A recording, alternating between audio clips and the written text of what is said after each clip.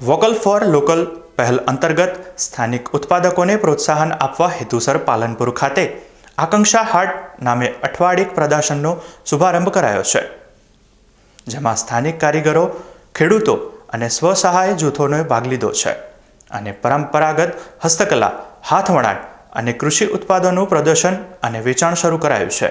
આકાંક્ષા હાટમાં સ્વસહાય જૂથોના stall, health, આઈસીડીસી, FPO અને ખેતીવાડી વિભાગના થઈને કુલ 21 સ્ટોલ ઊભા કરવામાં આવ્યા છે।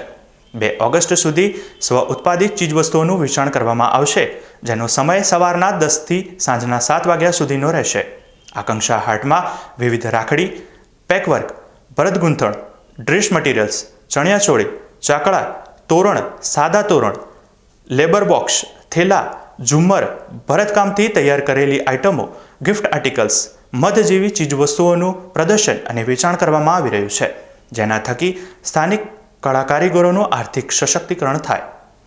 જિલ્લા ગ્રામ વિકાસ એજન્સી અને જિલ્લા આયોજન કચેરી દ્વારા બનાસકાંઠા જિલ્લાના તમામ નાગરિકોને આકાંક્ષા હાટની મુલાકાત લઈ સ્થાનિક કારીગરોને પ્રોત્સાહન આપવા વિનંતી કરાઈ છે।